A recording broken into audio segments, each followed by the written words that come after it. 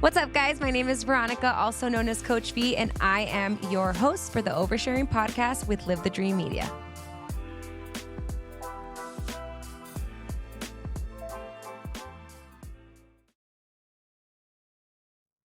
What's up, guys? Welcome back to another episode of the Oversharing podcast. My name is Veronica, also known as Coach V, and I am your host. Welcome back to our second episode of 2025.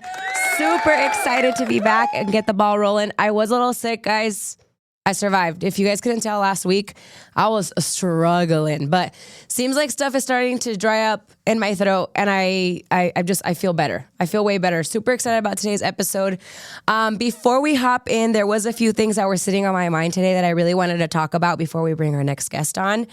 And it's something that I have had to learn to true to myself in the past couple months, and I wanted to share this with you guys because I know you're going to be able to resonate with it because it's the beginning of the year.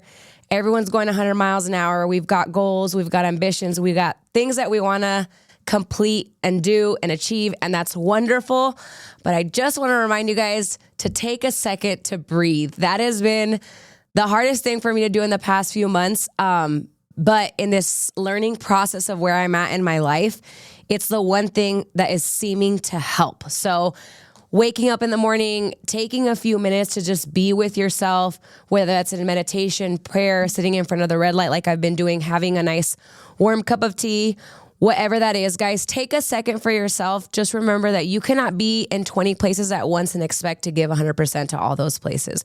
So just be with yourself one thing at a time. I know it's hard. I'm working on it, but I just wanted to give you guys that as a reminder and a little nugget, a little Coach V reminder to get you through the week and hopefully through the next few months as this craziness wears off. There's a lot of stuff happening in the world. It's been very heavy. Take care of yourselves, okay? I'm super excited to have our next guest come on. We're going to do a quick sponsorship break and we will be right back. All right, guys, you guys know that I have been gluten-free for a few years now. It was a hard transition at first, but that all changed when I met the owners of Gourmet Girls. They are amazing. They are located on North Oracle Road. They have a full gluten-free menu as well as an amazing bakery. I love their biscuits and gravy. And if you have a little bit of a sweet tooth, you gotta go in and check out their gluten-free cupcakes. Mine is definitely, my go-to is the carrot cake. And Ernie knows that when it comes to holidays and birthdays, he's got to go over there and get myself a sweet treat. They've got sourdough, pizza dough, gluten-free almond flour tortillas. They've got everything and anything that you need if you are gluten-free. They are amazing and locally owned here in Tucson. Make sure you give them a visit. Again, they are at 5845 North Oracle Road. Tell them Veronica from the Oversharing podcast send them so they know that we send you guys. So thank you so much, Gourmet Girls, for being a sponsor on the Oversharing podcast. It's the new year and the team at Pursuit Fitness is ready to help you reach all your health and wellness goals. With over 14 in-house personal trainers as well as an in-house PT, an amazing top-notch facility and modern equipment, you can be sure that you'll find a trainer that is a perfect match for you. We cannot wait to work alongside you in helping you reach your fitness goals this year. You can find Pursuit Fitness on Instagram at Pursuit Fitness AZ or call them directly and visit their website at pursuitfitnessaz.com. This episode of the Oversharing podcast is brought to you by About Me Hair Studio. With 2 amazing locations in Central and East Tucson, the About Me team is ready to style and serve you. Whether you need a new cut, color, or style, the amazing team at About Me is ready to make this experience all about you. Mention Podcast 10 and get 10% off your first service. I'm really excited to tell you guys all about Golden Roofing AZ. It is the perfect time to get your free roof inspections through the winter so you're not caught scrambling through the dreaded monsoon season. Golden Roofing offers services on any type of roof, tile, shingles, flat, and metal. Make sure you let them know you heard about them on the Oversharing podcast to receive 10% off your repairs.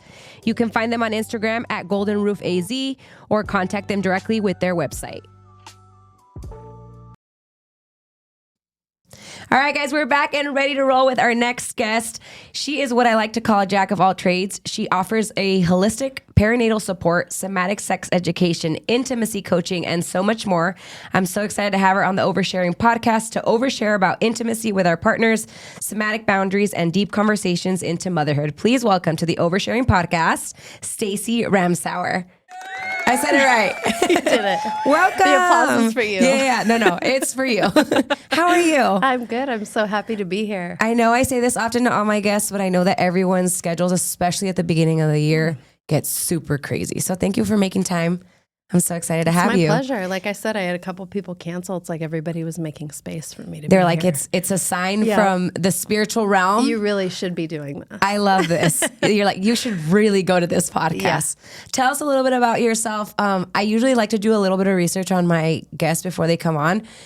I will be honest, I did minimal because I was like, I want all my questions just come out of like everything. I want to know as much as I can from what you do. So tell us a little bit about yourself. Are you born and raised in Tucson? Tell us about what you do, all the fun things. Yeah, I actually am born and raised in Tucson, and then I left for college and swore I would never come back. We all come back to the old Pueblo is what I've heard. And then 18 years later, I got pregnant, and I was like, oh, you know where we should go, babe? Dragged into Tucson. Yeah, and I'm so happy that we've been here. It's been incredible to be home. My whole family's here. But I've moved around a lot. I went to LA for college. I lived in LA for a long time. I went to Texas. I lived in Brazil for a short time. I went to New York, back to Texas, which is where I met my now husband. And I think a lot of in each of those places, I sort of developed into what I'm doing now, which for 15 years, I was a full-time yoga teacher. Okay. And working with the body and the body as more than the body. Yeah. Really got me interested in working with birth. I was adopted at birth. Okay. So my own awareness of my birth story got me interested in the mystery of birth and supporting women through that portal. And so I became a doula, and I started working as a doula full time. I jumped in with both feet and was super busy, attended 19 births in my first year, which is like insane.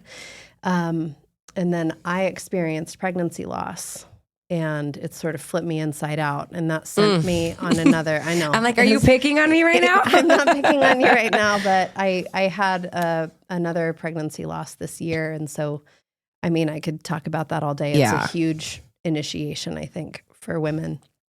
So back to the bio. That really, shifted my course. I realized I couldn't show up in the way that I had been for so many years, just giving and giving and giving and you giving. You are rocking me right now. Like my eyes are like, oh my God. Like when there's just parts of your life, like times where you're like, this was supposed to happen. Yeah. I've not felt that in a long time, but you sitting here right now was supposed to happen. Yeah. Anyway, keep going. I'll be fine. I'm here. Yeah. Thank you.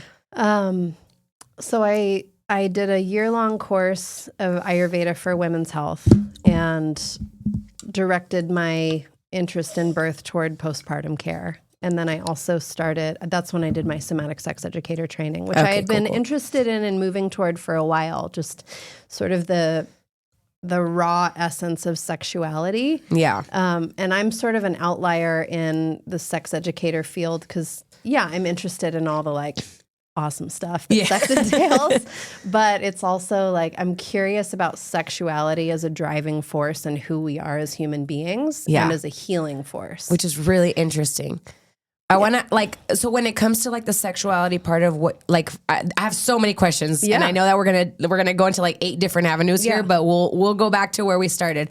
When you talk about the stuff that you've learned about somatic sex education and how it's a deeper part of your existence, what was it like growing up in your household? Was sex a topic? Because I feel like this is a good conversation. Partners, you either have someone that was super open about their parents talking about sex growing up, and then you have my husband whose parents they don't talk about that ever. So what was your experience like? Well, my experience was, all my questions were answered. Okay. And my mother instilled in me in this kind of magical way. Now that I'm a mother, I'm like, how did you do this? Because honestly, this is probably the best thing my mom gave me. My body was not something to be ashamed of, and sex was something you were supposed to enjoy. I love that. And I was relatable. It was just, something that I got to choose. and should be choosing. Yeah. I remember that conversation of like, I think I was like 13. Mm-hmm. I'm like, how do you know when you're ready to have sex? And my mom said, when you're ready to deal with the emotional consequences that come with it. Oof. And I was like, Okay, mom, dropping bars at 13. Yeah, for real.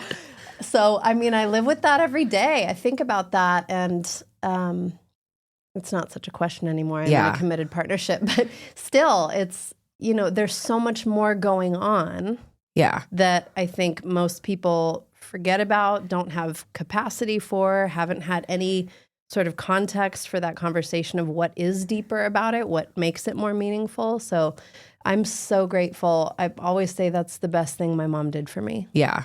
She allowed that space. Absolutely. I think it's also, we forget to acknowledge that everything that we do feel safe for, in an example of dating, you know, like your early 20s, you're dating, and, you know, some people are sleeping around. Like, I know I did it when I was in college, like most people do.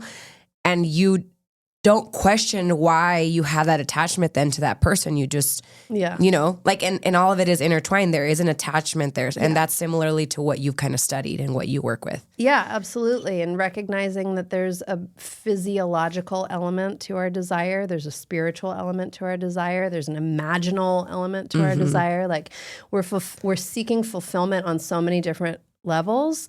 And I think, you know, something that I took from one of my teachers, her name's Kimberly Ann Johnson, that really made a huge difference for me is like all the problems, not all, a lot of the problems with sex come when we try to moralize it. You know, we moralize our choices and our desires instead of recognizing the physiological, emotional, psychological, spiritual elements at play. Can you give us an example of like what you mean by moralizing? Like, are we talking like kinks, trying new things? Like pornography. Yeah. Like what someone likes in bed or doesn't like in bed. Yeah. Someone having an affair. Like we try to make it this moral issue. You're either a good person or a bad person, and nothing is that simple. Yeah. Oh, this, this is a really interesting. No, I love this. I love this. No, I love this. I always tell people, I've had friends or friends of friends or people thatVe known when I was younger, like you hear what people say, or people had an affair and you hear about that. And I always, and again, you can correct me if you think I'm wrong, but I feel like it's aligning with what you're saying is I don't think things happen just to, like they don't just happen. Like I always tell my husband, I'm like, you don't wake up one day and fall into another woman's pussy. That's not how this works. No. Like you are missing some kind of emotional or physical connection that you are maybe communicating and it's not being evaluated that way. Or you're not communicating, and then you meet somebody at work, and then you build a connection with them at work. Yeah. And then the next thing you know, you guys are banging in the car because they're bending over backwards because your wife did. Does that make sense? Like, absolutely. These things don't just happen. There's always, like, there's those little nuggets. It's like letting out a trail. I'm a trauma therapist, and it's the, you know, why behind addiction or compulsive behavior or depression and anxiety. Like there is a whole lifetime of events, and a lot of us have to disconnect from certain truths in order to survive our formative life. Yeah. Or to not cry.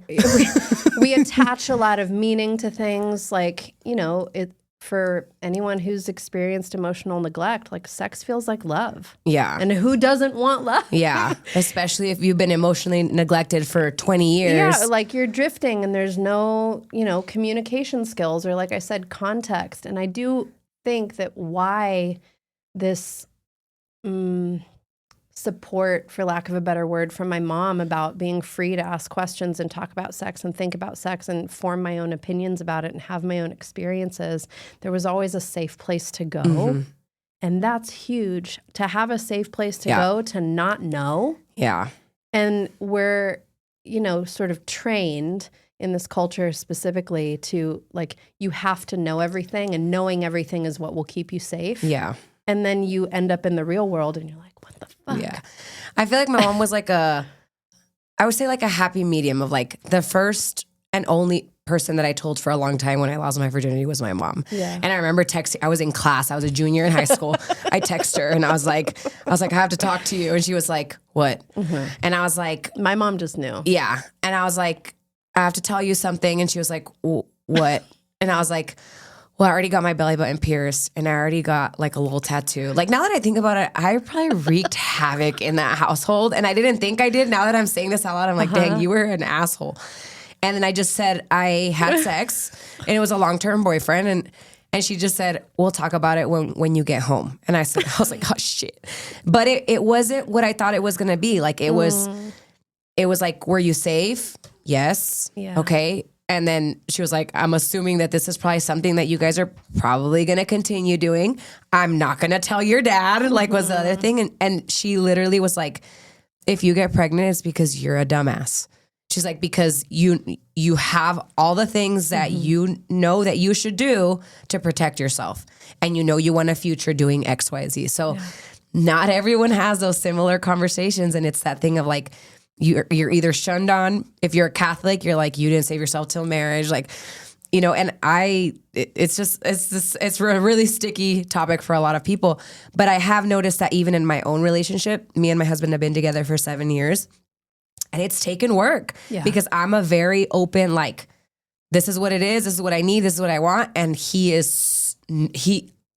it probably makes his skin crawl. Yeah. It makes him uncomfortable, but he wasn't raised that way, you know? Well, and that's like one of the things in relationships that can be so tricky is there's often, you know, the like opposites attract thing, where there's this push and pull between partners where it's like so normal, so right. Yeah. That we should be talking about this. So the one partner is like, yeah. And the other one's like, I don't know what the fuck is going on. Drifting further and further away. But I mean, in that way, sort of shifting topics, but still relevant. I think there's something really powerful about the container of a committed partnership, committed long-term partnership, where you commit to showing up to one another and growing over time. Because for the partner, me, who's like, now, let's do it now. Let's talk about this now. We need to do this now. When's your birthday? I'm a Capricorn. Oh, dang. That's great. See, that's wild. My husband's a Capricorn. I'm a Capricorn Complete through opposite. and through. But it's just like the personality thing, right? I think this comes more down to like conditioning and personality, where typically the other partner is like, I need some space. Yeah. And so that's good for me. Yeah. It's not my way or the highway. And like, it's this place where we can grow and develop together and tell the truth and have limits around like, this is what I need in order to feel safe in relationship. Yeah. Are you willing to show up for me? And most of the time in a good, healthy relationship, the answer is yes. You know, I think it's also important to acknowledge that there's places in your relationship that are easy peasy lemon squeezy, but it can't be like that everywhere. And I will fully say that, like, for us in our relationship, the area that requires work is our sexual intimacy. Does that make sense? Like, well, and especially over time. Yeah. You've been together with somebody, you know them in and out, backwards, sideways, and upside down. Like, I'm like, I'm sorry, cleaning up somebody's like poop splatter in the toilet is not sexy. Like, cohabitation is not sexy. Yeah. So let's just be honest that like it takes some work and deliberate action. Yeah. And whatever the essence of your attraction, your commitment to one another is, I do think that's something that lasts, although it does, you know, like refine over time. That still develops too. It's just a beautiful thing. I love relationship. Yeah, same. I love. Okay, so you lived all over. Tell us a little bit about what you did in Brazil before I get too far. That sounds like fun. Yeah, I was sort of, in no uncertain terms, I was in like a pretty dark place in my life. And I moved to Houston, Texas, seriously only because I had a family friend who said I could live with her for free and I needed to get out of my parents' house. And when I got there, I started training capoeira at this Brazilian arts organization, and they also had samba classes. Oh, how fun. And I had no idea what the fuck I was doing, but it was like, I felt like in my soul, I knew what to do. Like, I'm as white as they come. Yeah. And I was like, oh, but I get this. You're like, I can shake and this I can ass. actually do this. And I grew up dancing, Yeah. but I was never the ballet type. I was not, Yeah. really not good enough to take it as far as I dreamed about. And then I found myself like, oh, I'm absolutely built to do this. Yeah. And I found a community that was super strong. I started performing with their performance group, started studying Portuguese, was speaking it all the time, and really felt alive in a way I hadn't in my life. Yeah. And so I thought it would be a great idea to sell all my belongings and quit my job and go to Brazil. How old are you? 20, how old was I? I don't know, like 26. That's amazing. I love that. You're like, so I wanted to dance and I, sold everything and moved to Brazil. Yeah, where I don't know any fucking person. And I get there feeling like pretty confident in my Portuguese and I get out of the cab from the airport and I was like, what are they saying? I've never been so scared in my life as going to the grocery store by myself in Rio for the first time. Like I had no idea what I was doing. And it was a really like profound initiation. I wouldn't say at all it was the best time of my life. It was one of the harder things I've ever done. But you're happy you did it. Oh my God, I wouldn't change a second of it for anything. I did so I'm turning 30 this year, and one of my things on my list was that I wanted to go on a trip abroad by myself, not Mexico, because I can speak Spanish and I can go to Mexico and feel comfortable. So I was in Portugal in October, in Porto. Yeah. And I have a friend that speaks Portuguese, but Brazilian Portuguese. So different. It's not even in the same realm. And literally the same thing you said, like I got in the cab and this lady is trying to tell me, and I was like, oh, literally, like I sat there like, what the fuck am I going to do?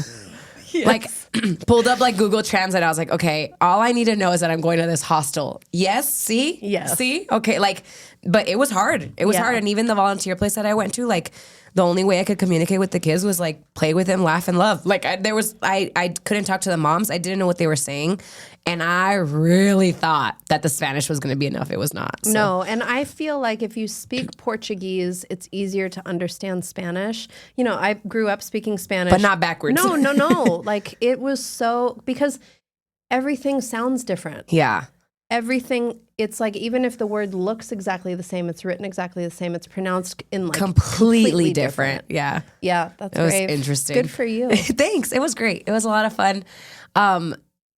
Super cheesy, but it was the first time in 7 years of being with my husband that I was like, at day 3, I was like, I miss my husband and I'm ready to go home, which is crazy. But I rallied through all 7 days. I came home, and when I came home, I was like, that was good for me, but I never have to go anywhere without you ever again. Love you so much. He was like, proved good. it to myself. Yeah. Now we're good. Proved it to myself. Now we're gravy. Okay, so can you help us understand a little bit of what somatic therapy is and how does that tie into some of like the sexual work that you do? Does it tie in? Because I know. Okay. Yeah, cool. directly. So somatic means pertaining to the body as opposed to the mind. Okay. So technically, psyche means soul, like ovHer relating to the soul, but psychotherapy has come to be mental almost exclusively. And so somatic therapy brings to attention the fact that we operate in from the inside sensory out. way. Yeah. That our imagination is part of how we're functioning, and thinking is there too, but, within the realm of like trauma healing, which is a large part of how somatic therapy emerged, understanding that if someone has experienced trauma, that speaking to the prefrontal cortex is the exact wrong part of the brain to work with if you want to heal trauma, because trauma affects the amygdala, the root of the brain, our primitive brain, which is instinct, which is body, which is reflex, which is, tension. Yeah, I mean, it's like the ongoing subtle patterns in our bodies that most people don't notice because, your little intro, like we're trying to be 20 places at once. We're trying to be a million things to everybody. So just like shoving everything and shutting it down. Yeah, so like, why does my stomach hurt? I don't know what this persistent, tension in my shoulders is. I don't, I'm grinding my teeth at night. My husband bit through his fucking night guard. I was like, babe, you were like, you've got issues. Maybe it's time for a massage. Yeah. Like, do you think you could just lay down for a few minutes? Yeah. But somatic therapy is an opportunity to literally move through the things that burden us without having to talk about them, without trying to understand them. It's this constant state of trying to analyze and make sense of everything that keeps us disconnected from our being. Yeah. If you could explain to somebody some ways that they could practice somatic therapy without a professional like yourself. Yeah. Tell us 2-3 things that they would do. I'm guessing meditation. No. Wow. First Just lay down. First. Lay down. Feel your ass. Where is it and what is it doing? Well, right now I'm clenching on purpose. I'm just kidding. I did that on purpose. I did. I was just making sure. So where is your ass and what is it doing? Feel where your ass is touching your chair and just let that be for a moment. And can you feel how the chair is supporting your body? So you could maybe relax 1%. A little bit. Uh-huh. Huh. Right? Yeah. Makes sense. Every time I do that, my belly relaxes, my shoulders drop instantaneously. Yeah, because when you're driving, you're literally holding onto the wheel. You're almost like your ass is off the seat. Yeah, exactly. You're flying through the air but sitting. That is the most genius thing. From now on, I'm going to make sure I'm not clenching my asshole. I have Post-its all over my house. Relax your asshole. Where is your ass? Where is your ass? Where is your ass? Where is your ass? And relax your asshole. Please. My gosh. That's genius, though. I thought you were going to say lay down or meditate, to be honest. That's where my brain was going. I'll give you one more that's really effective and super simple. Tell me. Take your eyes to where the ceiling meets the wall and just trace that line slowly as far as you can. Oh, I went way too fast. That's okay. You can slow down. Okay. You can always start over. And then every time I do that, within 3 seconds, my body's like, oh, relax. So in that, the reason why that's effective is our eyes, as this is one way that we determine, is it safe or not? Is this environment safe or not? And we're on our phone, we're literally in a hypervigilant state all of the time, have our blinders on. It's that principle behind, you go to the coffee shop for the 460th time and you're like, wait, when did you paint the walls red? And they're like, bitch, they were always red. Yeah, but you're always coming here staring at your phone. Because your attention is going to, nothing outside of you. Your attention is locked in a hamster wheel and inside. So this is about going outside, putting your attention outside, just notice something green in the room. But then also, if there were truly a threat, you wouldn't be able to slowly look all the way around. So you're giving information to your nervous system that there's no threat. You can relax. Yeah. Huh. To whatever degree is actually okay. This is not about something that's really important to understand about somatic work and building resilience is that the goal is not to be calm and placid all the time. Yeah. The goal is not to be like a walking meditation. The goal is to be responsive to reality and to be able to find baseline relatively easily, even after you've been thrown off. Okay. Because that's inevitable. Yeah. And you want to be able to meet stress with action. I love that. But you also need to be able to put your feet up and have a conversation with someone or stare at the ceiling and go to bed. Relax. Yeah. When I asked you right now if it showed up in tension, so I have another gal coming on probably in March, and she does a somatic therapy. That's it. And I wanted to get a glimpse of what it was like to I've never done therapy before, and that was on my 2025 list. And again, all these things have been happening in my life, I think the way that they're supposed to. And when I was trying to schedule her, I was like, I want to do a session so I kind of know what conversation to have, what are things that I can ask. We had a little therapy session, and then we did a little bit of somatic work, breathing, and I was very much so laying down. And it was different because it was through Zoom because she was in LA, which other crazy story, but she'll come back and talk about that. And the reason I felt I was I need to whatever it is that you need to offer, whatever it is that God put you in my life at this particular moment, I'm going to roll with it. For me, I literally was waking up, my jaw clenched, and this was after the unfortunate events. Jaw clenched, ears, shoulders up to my earlobes, and so much tension. And she was like, I think it's because you're refusing to acknowledge that what happened was trauma for you. And I had I don't use trauma lightly. I don't I don't think I had ever, it's not something that I just throw out. So it was really eye-opening just to talk to her about that. And what you said about like the way that we store these different things and allowing our body to relax, acknowledge the things that are going on. And we just don't do that often. So it's hard. Like, and I could see how people just go from one thing to another, because that's what I was doing. I was going from one thing to another till my body was like, you can't. Like, you're literally going to stop sleeping. You can't do this. Yeah. I mean, the connection between the somatic work and sex and sexuality, somatic sex education is understanding that there is a natural instinct in the body. Like, as mammals, as humans, we have, that is, beyond eating, sleeping, shitting, and surviving. Yeah. Right? What else is there? Yeah. There's procreation. Yeah. There's something generative. There's curiosity. There's taste. There's, sensation. And if we don't have a relationship to our body, which most people don't for lots of reasons that we could make a list of, but I think people can fill it in themselves. It's just one of the most effective ways to understand what's actually playing out, to recognize this is a lifetime pattern of figuring out how to survive, how to protect yourself. And you didn't have time to think it through. So of course it's not going to make sense to your mind. Yeah. Why you're doing this thing that prevents you from having what you want. Yeah. Right? That doesn't make sense. Or from enjoying XYZ or... Right.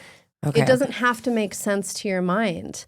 So that's another reason why, like, analytical approaches to this don't work. It's just, can you acknowledge, there's fear when I connect to this clench in my stomach? It's fear.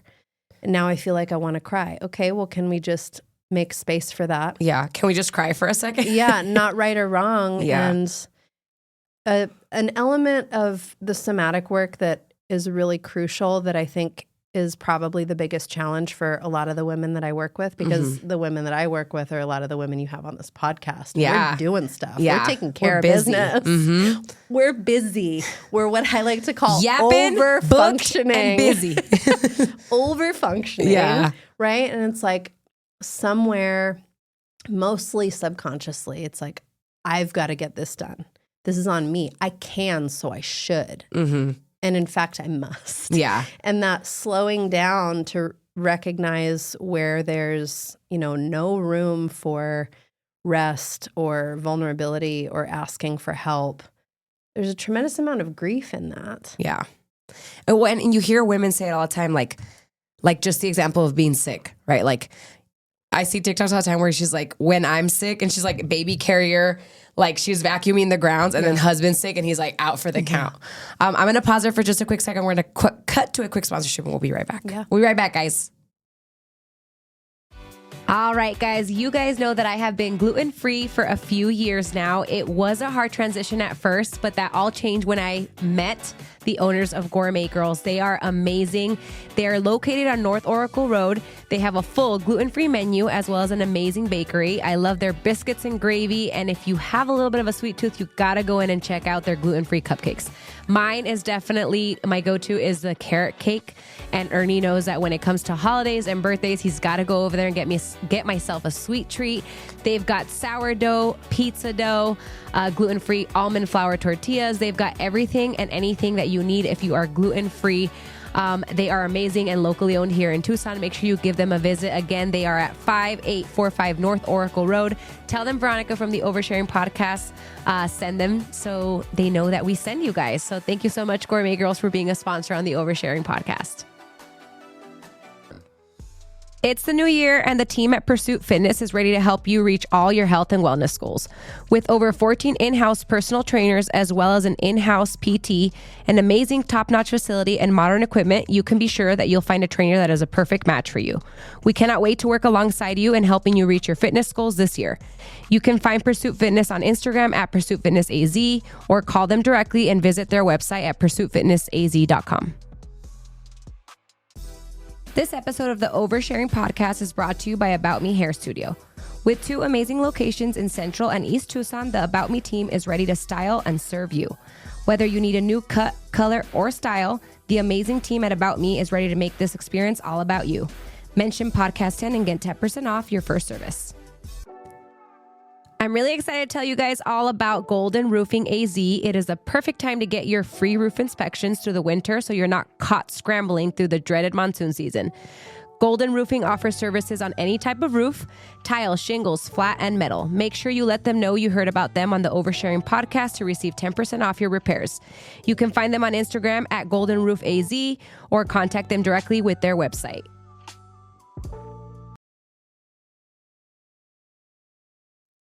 All right, we left off on just women in general being overly worked, but this is a perfect segue. Why and how did you make the decision to only work with women? Oh, well.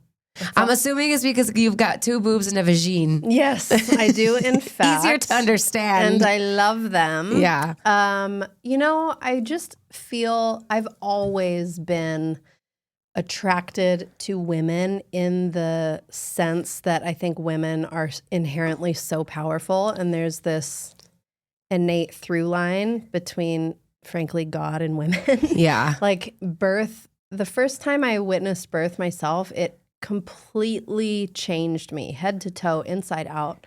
And I've never wanted to be closer to anything in my whole life. And I live in this world where women have usually zero sense of how powerful they innately are. I feel that so much. And so that's my mission. Yeah. Like very relatable. And I feel like the realm of women that you seem like you surround yourself, like Shiloh included, you can just feel it. There's almost like a tribe of women trying to teach other women just how amazing we are. And I feel like it's so simple. I mean, a lot of the work that I do, I work a lot with mothers on the facts of grief and rage as facets of motherhood, as portals that you have to go through and meet yourself. Yeah. And women in general everyone carries so much ungrieved grief, but I feel like women have, this experience of menstruation and pregnancy loss, which is normal, which is very rare if you get pregnant more than once that you won't experience that. Through my physical body, I've known death and I still am alive. Oof, I would have never even put it into those words, and that is heavy but so beautiful. It's a portal to other realms. And I don't say that lightly. I'm not trying to sound like cool. Yeah. It's really something that I think we all feel on some level when we gather together. Yeah. And I want us to be more conscious of it, how meaningful it is to have space and time together, to commune with our physicality, that innate physicality where we reach for each other. We want to hold each other. We can show one another affection that is non-goal oriented, that is not confusing in any way, and that is not culturally stigmatized. And I think, the part that I'm interpreting there too is that we know, like as a woman, you also know what a woman can feel. Like no man can come to you and tell you. And I think this is like, again, early signs of like being pregnant. There was a lot of emotion and like hormones raging. Yeah. And I try to teach myself super early on, like my husband will never know what this is like because he will never be who I am physically, mentally, like completely day and night, 2 different people. And compared to like a woman that can tell you exactly what it feels like when her boobs are raging, I think that it's something that we don't talk about in explicit terms enough. Like, I think this is a huge problem in relationship where women expect to be met by their male partners like they would be met by a woman. That's never fucking gonna happen. It doesn't matter how sensitive, how open, that's not their job. Yeah. And also, I love men, to be clear. I love men, and you're never gonna get what you need from a woman from a man. And so let us prioritize and prize, treasure, cherish. Yeah. Like, this is something to bring to my circle. This is something to bring to my sister. And I think it's kind of sacred. Like when you think about Completely. it, like this is a space of just us because we know, and I love what you're saying is like, it's not their job. And I think a lot of people tend to see some of those problems in their relationship because they have these expectations of their partners. Yeah. They're not realistic. Yeah. They're misplaced. They're unrealistic. they can't give you. And then it becomes this blame and shame and tug of war and power play. Did you always work with just women, or did you work with men in some instances? I have worked with a small handful of male clients, and it felt, to be frank, it felt like a little experimental. I think I've always been clear that I wanted to work with women. Like my focus when I started my coaching practice was women and sexuality, finding safety and power in your body. And like I'm trained in various forms of body work that are female specific. Yeah. Like it's vulva mapping? Yes, vulva mapping and internal pelvic work. Yeah.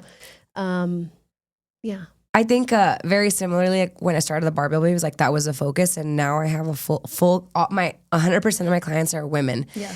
I think that there's also, I say this in the nicest way because there is space for some of these things, but when it comes to like men, especially in the personal training field, ego is a big thing. Like you don't want a woman telling you like what weights to grab, what we're doing. And I don't think that's a bad thing, but there's room for that elsewhere. Like, does that make sense? Totally. It's just different. It's different. Yeah. And we're looking for different things when we come, like for some people, personal training is super vulnerable. You know, we come to that threshold for all sorts of different reasons. When you come to therapy, it's for all sorts of different reasons. And so I do think it's important to, you know, sometimes it's an experiment and it fails and you're like, oh, actually, I think I really need to work with some, like for me, I really almost exclusively want to work with mothers. Yeah. In terms of like who I go seek out for support. Yeah. Because they understand. Yeah, there's an implicit understanding, and that's where I'm at so fully in my life right now. But then there's also the pure joy of like shooting the shit with the dudes at my gym. Yeah. And like, I really love that too. So it's about our own ability to discern and like get the various types of energy and nourishment that we all need. Yeah. I think a really not important, but like common topic to this conversation, male like delivery doctors, like your OBGYNs. I would never.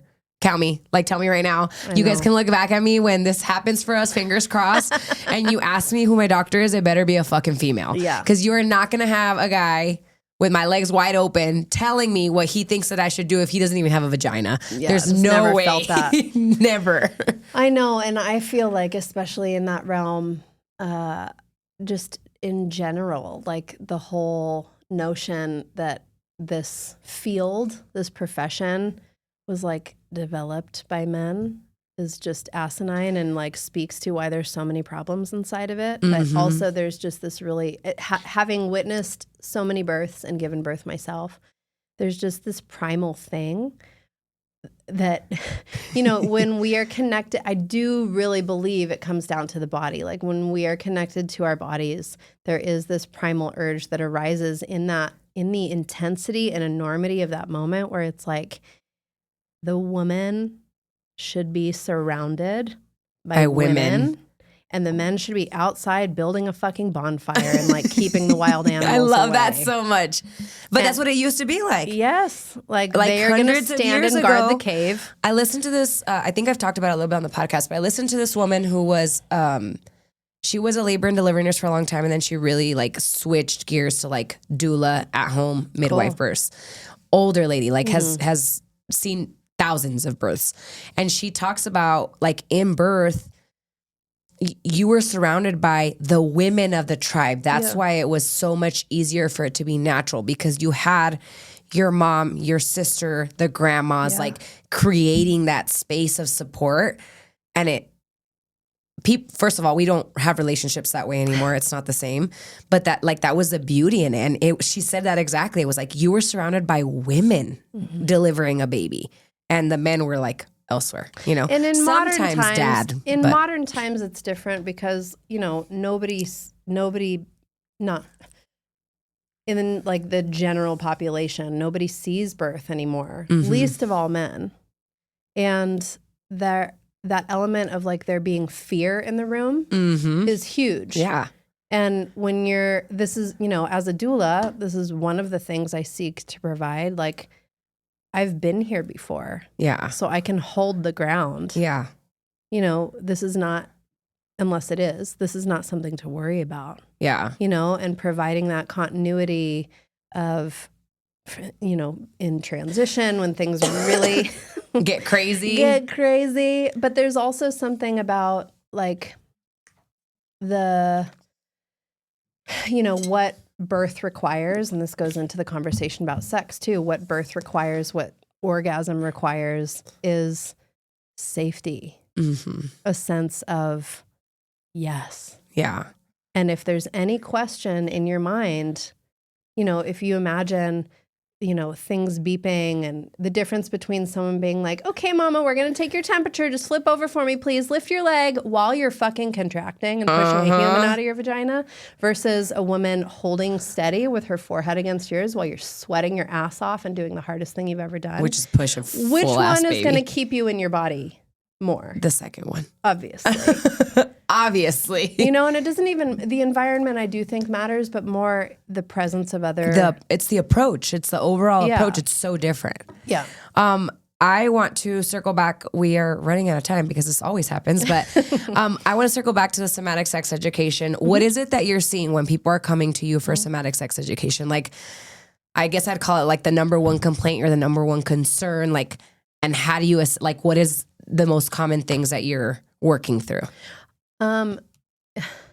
Distilling it down is kind of challenging, but if I had to, I would say the most common complaint, concern, problem is communication With their partners. and just in general. Like, you can't communicate what you want if you don't even know what you want, and there's a lot of expecting your partner to do it for you. Yeah. And sometimes that's not even conscious. Yeah. Right? It's not like people are coming to me saying my partner is inept and can you help me make that better? But it is this feeling of like, sometimes there's pain, sometimes there's just like I've lost attraction. But ultimately, I think it comes down to a matter of communication and relationship to self. Okay. And it's, as I said, I work with a lot of moms. So over time, these things change. Yeah. Whether you want them to or not. And if you have taken for granted that you can have an orgasm this way or that way, Yeah. or this feels good to your body, I'm telling you, my second child You're like, wrecked literally me. flipped me inside out. It was the longest recovery, and it wasn't just physical, but also the physical is connected to your emotional state, to your mental state. And I think that it's super problematic the way that we frame needing help as like a bad thing. Like, luck of the draw, poor you, this didn't work out for you, and now you need to get professional help. I think we should always expect to need a little help. And in this culture, we have to pay for a lot of things that would have come very naturally through community. Yeah. 100 years ago. Yeah. And so that's like the awkwardness of it, that it's transactional. Yeah. It's obviously more than that, but back to your original question.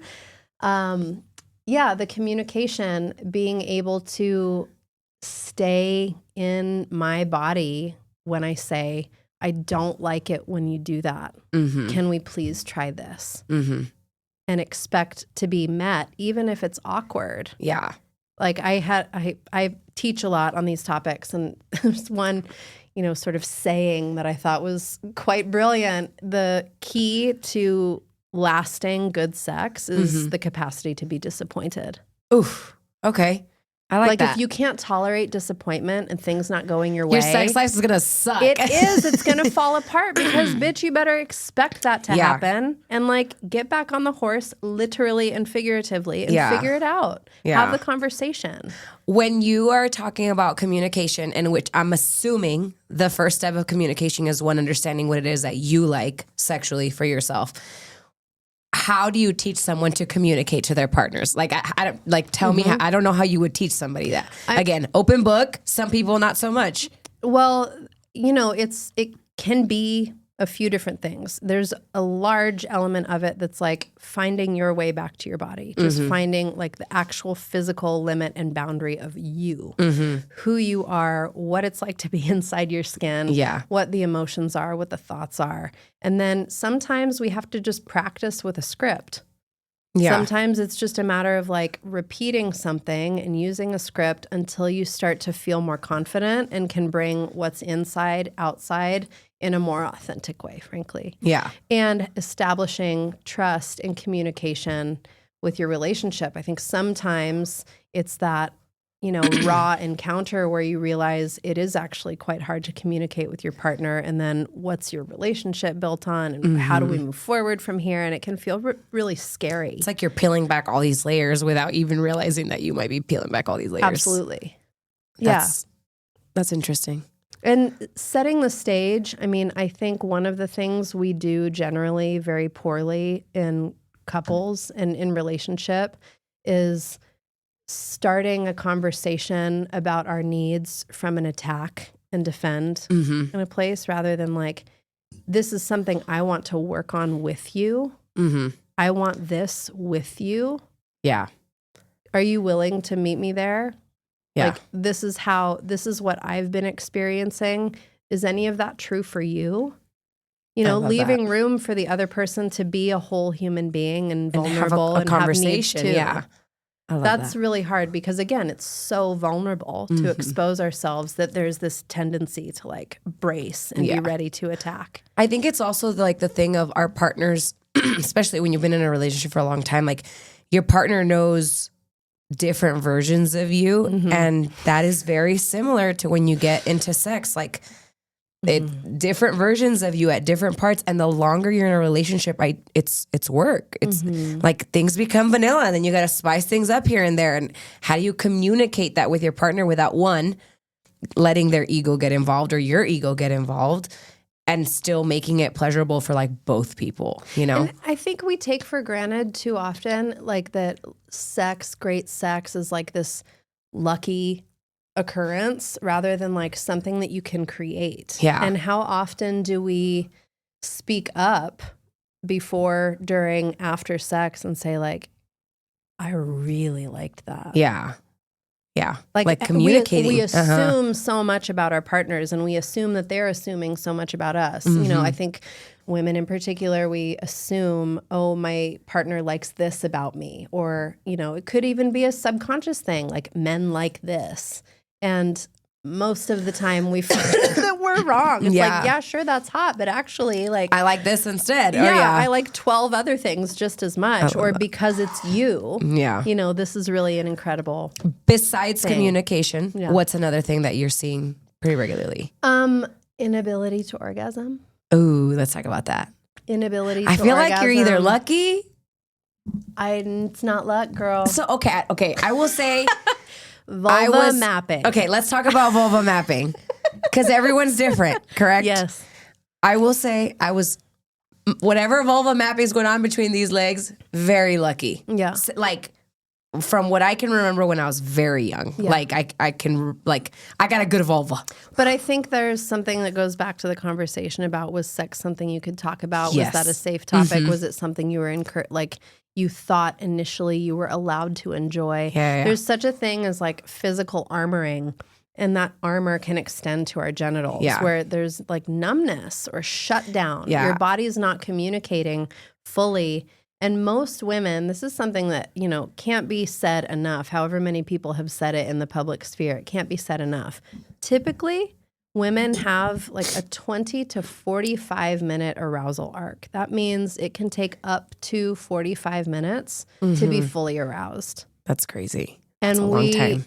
Yeah, it's like adrenaline plays such a huge role in sex for so many people. It's like, let's go. And then it's done. And you're like, wait, what just happened? I didn't even get warmed up. But we also don't even track that. Yeah. Or it used to work like 18, 19, 20, 20, Okay, I have a question. When you're saying 20 to 40 minutes, are you saying 20 to 40 minutes of actual intercourse, or are you talking 20 to 40 minutes of like, you hopped in the shower, you're having a conversation, things are getting spicy? That's like 15 minutes in the shower. All of that can be included. Perfect. Because I was going to be like, because we're way off. Even like thinking about it. Well, and you know, what is true for you? Like this is not like a hard and fast rule that it has to be 45 minutes of very deliberate foreplay and blah, you know. I'm telling you, I feel like I'm just either because I like had that space of like being so open, like you put me on top, I'm ready to roll.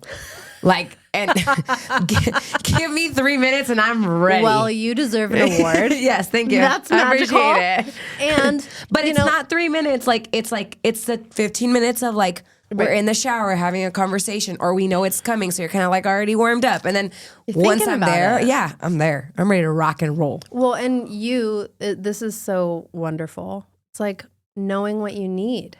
Yeah. Right? Like the fastest way to get in my pants is make me laugh.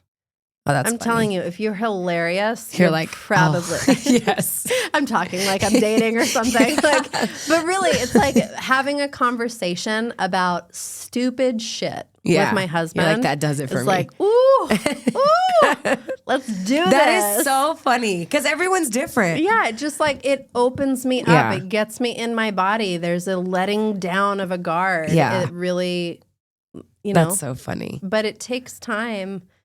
And I think, I mean, I can just reiterate over time, it's like, it's hard to have a conversation with the person you love who you've been living with for 20 years. In my case, it's like, you know, I see and I believe that you genuinely want to give me pleasure, but like all the effort going in this direction.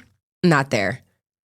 That doesn't work for me, actually. Yeah. It's hard to say those things. It is. And once you do and you're able to have a larger conversation, then it's like such a fucking relief. Yeah. And then things open up in ways that are so much better. How would you get somebody who's not as open to open up?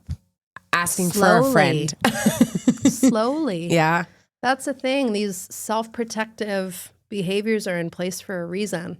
So it's not fair or effective to just be like, tell me what you want. Yeah, just do something different. Yeah. Like understanding a little bit of like what's underneath that withdraw or that shield. Yeah, that shield is critical. And then appreciating the small openings. Yeah. Because then you're like building a sense of safety for that person. It's like you're slowly cracking the door open a little bit wider. And building a groove in the other direction. Like you can think about, you know, on a dirt road where grass doesn't grow anymore, it's because people have been driving their trucks down this road for 45 years. If you're going to go a different direction, it's going to be really, really rocky. Mm-hmm. It's going to take time to establish a new pathway. It's the same in your brain. It's the same in your body. I love that. So be persistent and be generous. Yeah. I love that. That's good advice. I want to talk a little bit about vulva mapping before we have to wrap up. Look at your face. I love it so much. Okay, tell us what it is. What do we need to know about it? Why is it important? So vulva mapping is a guided practice that I learned how to do in my somatic sex educator training. And it's a practice twofold of just making contact with your body in a non-goal oriented way. This is not to orgasm. No. I mean, that can happen. Yeah. But that's not the point. You're like, if it happens, we will welcome it. If it happens, good for you. Celebrate. We're going to get you a gluten-free cupcake. Yeah. From Gourmet Girls. From Gourmet Girls. So it's a practice of really slowly making contact with the vulva in sort of general and specific ways. Okay. So you can teach it where it's purely external contact. Mm-hmm. And you can also work internally, which brings in a little more like myofascial release of tension, recognizing where your body is holding tension. Okay. Pattern. And again, since it's non-goal oriented, there's a different mental orientation. Okay. Where you're like, oh, that's what that is. I actually don't feel anything there. Or when I just make contact with my body in this specific place, I notice that real discomfort is arising. I don't have to do anything. I don't have to make anything happen. So you have time to like experience that feeling and let it go. Yeah. Just and let it go. Then there's a whole other layer or like depth of curiosity. And you know, if you imagine going and getting a massage, you know, just like run-of-the-mill massage, someone giving attention to the back of your body, which you can't do yourself. And then you have a whole different experience of moving through the world. Why we think our genitals are not part of the program when it comes to how like we it's feel all in our body interconnected. and walk. I mean, this is between your fucking legs. Most of what you do, your whole spine grows out of this part of your body. Like, that is so crazy. It's going to make a difference in how you hold yourself and how you present yourself and how you engage with another human being. And how you have sex. And how you have sex. And, you know, the ability to slow down your mind while you're making contact with your genitals allows you to just be more present and more spacious when someone else potentially is making contact with your genitals. I love that. Not my favorite word, but you know, it applies to all. So. Well, we are out of time, but we're going to have to come back and have like a full episode on vulva mapping. I'd love that. Tell everybody where they can find you on Instagram, wherever, website, all those fun things. My website is staceyramsower.com. That's Stacey with an E. And Instagram is at Stacey_Ramsower. Perfect. And I did tag you on the picture that I took before the podcast, so they'll be able to follow you there. Thank you so much for coming. That was amazing. You guys know where to find me, allthings.gpsoto on Instagram. If you haven't already downloaded the Live the Dream Media app, make sure you guys do that. It's completely free. You guys can listen to the podcast at any given time of the day. Check out all the other shows that are on there. And please, if you haven't already, we realize that the show has a lot of listeners, which is amazing. A lot of you aren't following it. So make sure you guys click the follow button. It helps us expand the podcast. And we're super excited to continue to grow here at the Live the Dream Media Studio. Thank you guys. See you next week. Bye.